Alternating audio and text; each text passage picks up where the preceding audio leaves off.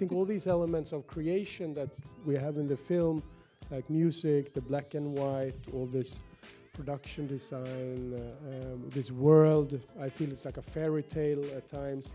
It helps us, I think, to watch this difficult story.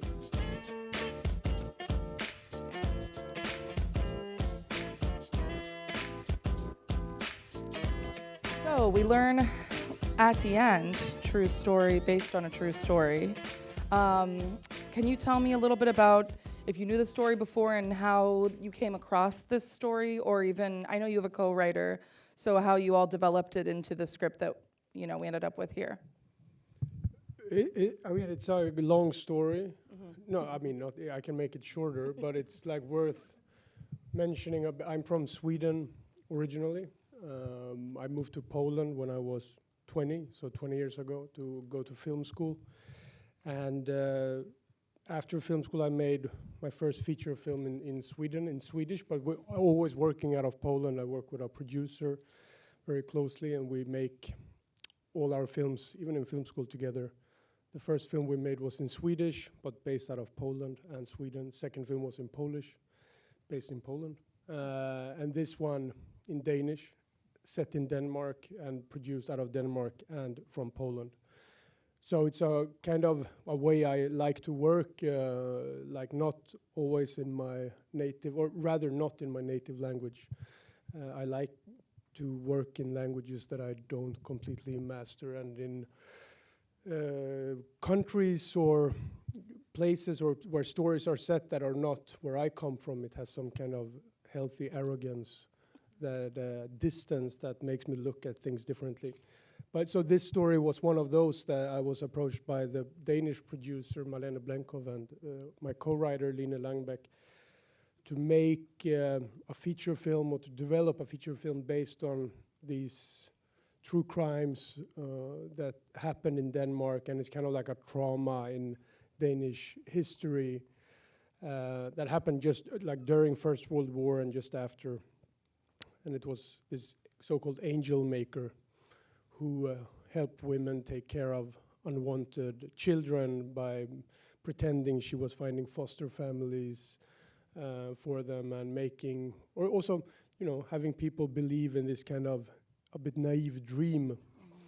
But I found it very interesting that if you start zooming out a little bit, and not just look at this devil woman serial killer, you find a society, you find times and conditions that are not isolated from her acts. She was not a woman who kidnapped babies from bedrooms to take them and kill them. Women came and gave their children and even paid her to take them from them. And that says a lot about society, and it was very interesting to see that even this world set 100 years ago in this kind of poverty, and this world that feels so far away and different, also started reminding me of the contemporary world, or where I live. I live in Poland, like I said, and Poland in 2020 introduced some of the harshest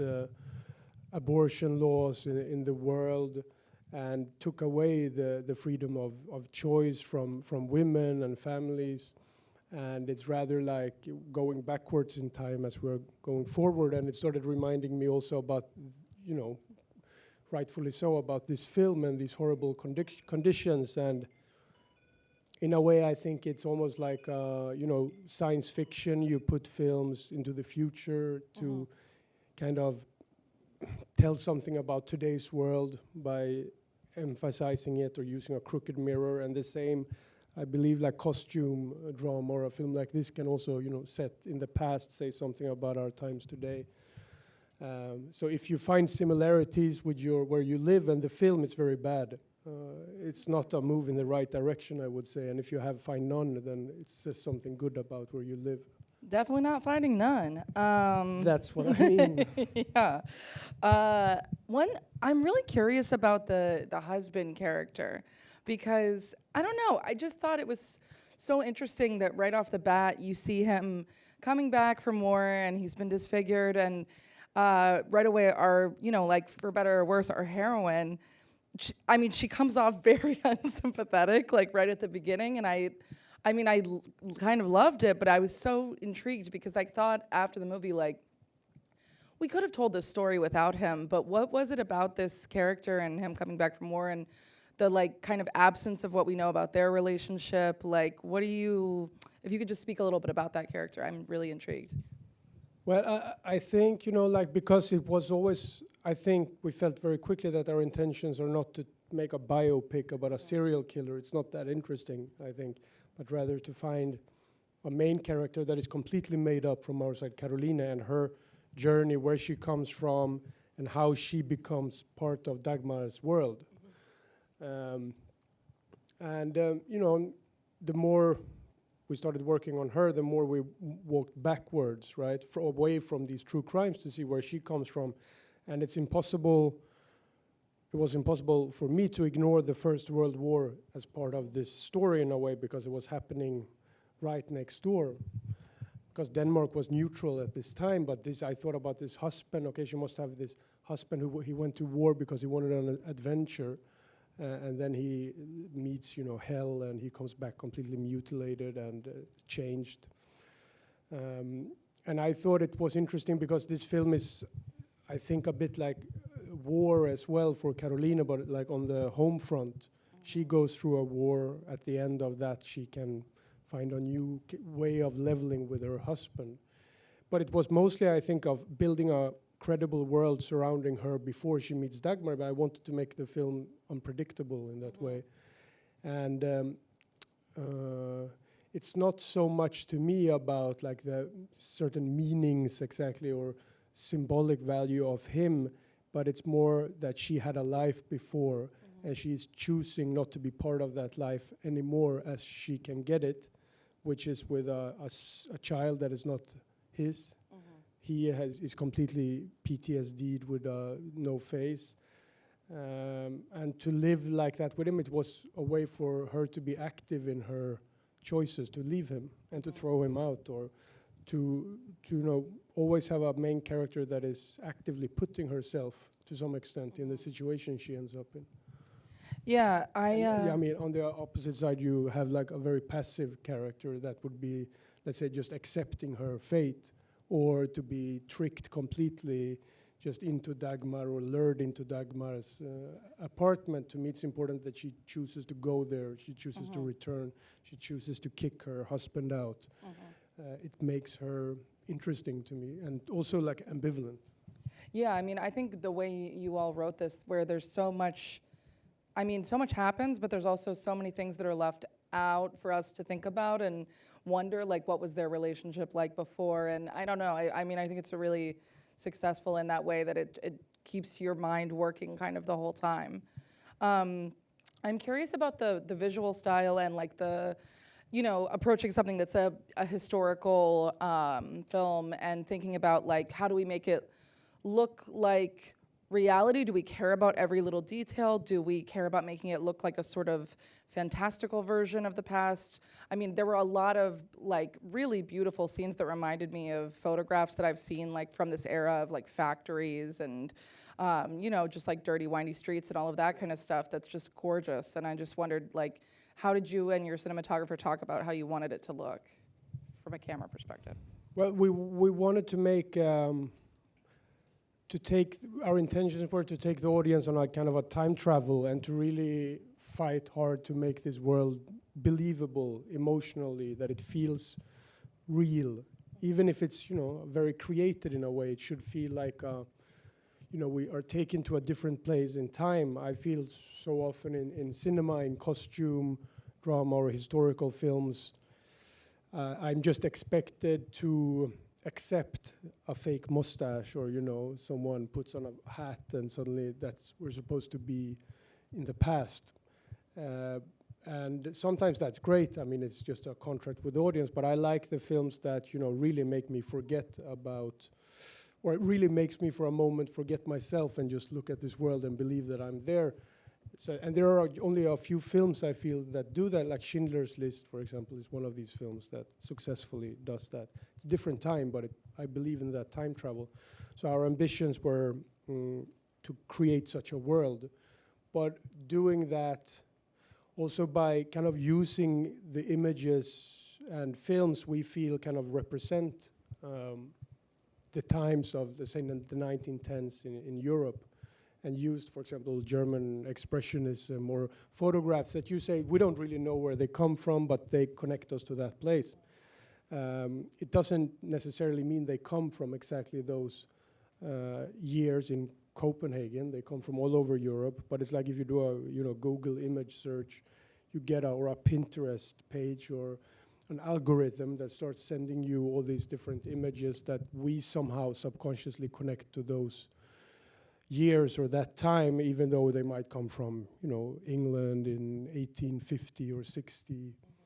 So it was more how to like tap into those images. For me, it was a lot about, Oliver Twist as well, or Dickens, Victorian England. So all these factories are very not Danish, but I don't care so much about this historical correctness. I don't think it's interesting because you start focusing very much on, you believe when you prepare a film that it's important to some extent because you believe you have the choice, okay, the table should be made of what, and then you start researching, well, all tables were made of, this wood and they look like this. And then you say, yeah, but it's ugly. Yeah, did you have anything you were looking at and you were like, this is historically accurate, but I don't like exactly. it? You have we decide that we want to go for the, we go for the things that look interesting and not for what is historically correct. The whole film is shot in Poland, and it's supposed to be Copenhagen, and Copenhagen didn't look like that really. Yeah. But I don't think it matters that much because it's not a film that is claiming that it's a historical document. Right. I think it's like inspired by true events. To me, I think it's like emotionally true that there were probably women who had similar journeys like Carolina. And hopefully the film can say something about personal experiences, like some that people probably would have had that would have an emotional experience similar to it. But it doesn't mean the world looked exactly like that. Yeah, it's about the ecstatic truth. Okay, this is kind of like maybe an off-color question, but I just started thinking about it, and I was like, how was like the casting of the babies for this? Because I imagine that it was like maybe a little It's a strange. good question. It's very complicated because normally you want to cast a film early on to have all the actors ready for the shoot.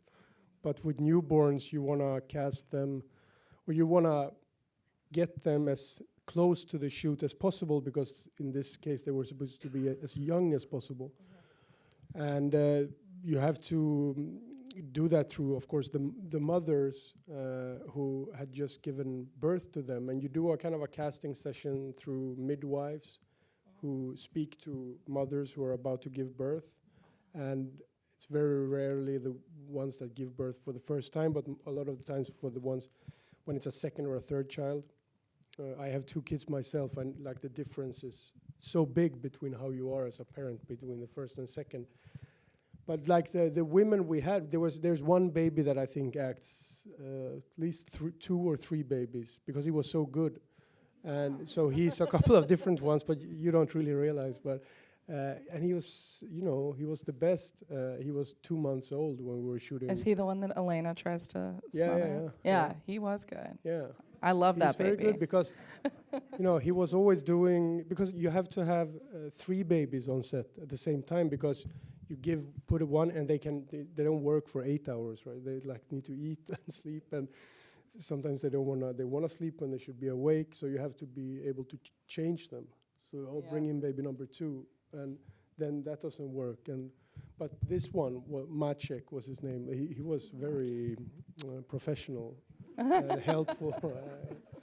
So Did you know of anyone who was like, "What's the movie about?" And then they were like, some people are really. I think we were really scared that people would not want to get in, but then people do. I mean, Maciek's this great baby's mother was standing in for breastfeeding for us, letting us shoot that. She was just on the premiere in Poland or on a screening, and she was so proud, you know. I think her baby, who is now he's like 1.5, got some other acting jobs. You know, it's like a beginning of a career. Yeah, get him an agent. Yeah. That's awesome. I mean, it would be crazy not to bring up the music and also the sound design. I mean, I wish we had more time to talk about all of the nitty gritty, but it is, I mean, really spectacular, and it's so, I mean, the music is very unexpected and so like visceral. And so, yeah, I'm just curious about the composer and how you found them and what you discussed. Her stage name is Puse Mary. Her name is Frederica Hofmeyer. She's Danish. And she makes kind of noise music. Her genre is called. She's very much, she's not a film composer firstly. She's a musician. And it's her on stage with all her machines and very, you know, not melodic music, very difficult music, very interesting. So it was an idea to, like, I'd never wanted music from the times, like that would fit the times. I wanted something electronic, something that would make it feel more contemporary, or make the audiences to make connections, to look for something contemporary. And her music is so much more kind of unmelodic than what is in the film, so I thought it was interesting to take her kind of hardcore noise music and see what she would do when she gets a story. But I knew that there were moments in the film that would be very horrible, where I needed music to kind of break. And I think, I mean, that's what she can do. She makes music break, you know, I think. Yeah, I mean, it feels like it's restrained, but I mean, in the best possible way, like, because when it hits you, it's really, it moves you. Yeah, and I also think it helps, you know, to watch it. I tried to make a version without music, is unbearable. Like, I mean, it was because it becomes a bit too real, or too strong, or I start seeing, okay, this becomes, you know, one part of me thinks that you could make a contemporary adaptation of this story. We could have set out to set it in today, somewhere, let's say in Poland, somewhere on the countryside, with a woman who is helping other young women who have no choice. And it could have been in color, and it could have been really realistic, and no music, and I think no one would have wanted to watch it. I think so I think all these elements of creation that we have in the film, like music, the black and white, all this production design, this world, I feel it's like a fairy tale at times. It helps us, I think, to watch this difficult story. Yeah, it definitely feels like a fairy tale. I mean, the fact that the baby murderer is a candy saleswoman is like, and that was true, perfect. you know. So it's like stranger than fiction. Yeah. And then once we see that, we started seeing so many other kind of fairy tale elements. Is the thing with like the ether and the oil, lamp oil, is that something? Where did that idea come from? Oh, it was also true. Like, because she was using a lot of ether, morphine, whatever she could get. And in the court case, it said that she told the prosecutor that it's a lot of things she asked for. She doesn't remember a lot of things because she was either taking ether or drinking naphtha, like lamp oil. And they said, you die if you drink lamp oil. And she said, bring me some and I'll show you. So I think it also inspires this kind of not human element, I think, of her. Yeah. That she is able to do things that humans can't. Right, and she does need some kind of like coping. She needs something to help her get through it. But also like in the way, I don't know, you know, like in Gotham City when the crime gets out of hand and Batman arrives because society can't cope with it, or the Joker arrives because of something else. And I think in a way that Dagmar, in a similar way, existed. Yeah. Oh, I love that. The sound, there was I mean, there's a lot of moments where you feel like it's amazing because the sound, it doesn't stand out in a way that throws you, but it does, like, I mean, on my second watch, I was thinking more about it, and like when we see the husband and we hear him breathing underneath his mask, that's like I think the first time I was like, oh, that feels unexpected. I mean, how did you come up with that, or was that the sound designer's idea? What was the thinking on all of that? Yeah, Was that in the script? Yeah, it was in the script because it's all about what we don't see, about making us interested in what's behind the mask. You know, what is behind there, and then it's what we don't see, and then with the sounds, and it was always like it was in the script, but then when you start making it and you see it, it's becomes so much stronger, and you need also so much less of it. But it's also like I liked it with this film that we were exaggerating a bit from time to time. You know, when it's poor, it should be really poor, dirty like hell, or leaking from the ceiling. Like to this world, I feel it was nice to like push the limit a bit. So, and we started doing that with a lot of things. Yeah. When you were working with the actors who were playing Dagmar and Carolina, I mean, how did you tell us a little bit about the process as far as like, I feel like Carolina, I mean, goes through such a transformation at times throughout. I mean, I don't feel like she's a completely different person, but you definitely feel her changing. And Dagmar, I feel like reveals throughout. You know, there are moments where you feel like she sort of steps in and out of the light, like you see her in a different way. How did you all talk about that, or how did they get into the zone? Well, you know, like Carolina has a change. I think it's like a coming of age story almost. Like she's someone who is looking to fix her own life, and she all through the film she tries to put herself in a better place. Eventually, she does something for someone else, or she adopts this girl. She goes like from looking at herself to doing something for someone else. Dagmar was never supposed to be a character who changes. She's not a character that goes through a change. She doesn't exist, I think, in that psychological level of connecting to her. She has her own reasons and her own kind of madness. And she, like you say, she reveals something. Maybe not about herself, but she also reveals something about others, I think. Yeah, do you feel like I mean, I guess from an actor's standpoint, I wonder if it's that you feel like whether or not she felt like she was revealing something, or she thought, you talked about it more like she would play this character and you are the ones revealing about her as you go. I think of her like, she's not the main character. Carolina is the main character.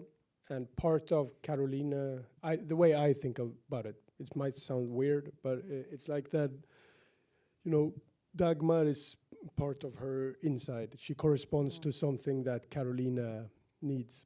On one hand, she wants to be taken care of by someone. She wants to find this maybe motherly figure. There's, she also wants someone, to help her get rid of a baby. She's an answer for many, or it's like a bargain with the devil as well, I think. Yeah, I definitely thought that. So I thought of, because, the real Dagmar was quite different in some aspects. But that's also something that becomes a choice, like either we do this, like I said, like a biopic of a serial killer, and then the truths are really important and whatever, how she was, which is already still speculations, no one really knows, right? But since we're not doing that and we're doing a film about Carolina, then Dagmar should correspond to her character and that journey. Yeah. And we need to change that into who Carolina is and what her story is. So that's the way I think of it. Yeah, and then, the truth or the real Dagmar stops being important. Yeah, that's great. That's great writing advice. The last thing I wanted to touch on was, I love this, there's like this refrain of like people who can afford to do good. I wonder, I mean, what was it about that you wanted to kind of include it a few times? And I don't know, it's such an interesting... It's like, it sounds, I like the way it sounds that, in this world there's this idea that there are some people that can afford to do good for others. Because they sound even mythological in a way, like, there's this idea of a doctor and a happy They're always just like wife doctors, lawyers, Yeah, doctors and lawyers, Great people who can people. afford to do good for others. because it's so like far-fetched from reality, but you just nod and want to believe it, Yeah. in a way. And it's like a fairy tale, yeah? Mm-hmm. Like you tell this fairy tale of these happy parents that are just waiting. In the script, there were much longer descriptions of these families. Really? But it's then in the editing you have to balance when does it become too much. When you read a script, you need much more than you do when you watch a film before you start getting suspicious. Yeah, absolutely. Well, thank you so much for joining us. Please tell your friends, your family about the movie to go see it. Thank you. It's coming out soon. Go see it. Thank you so much for coming.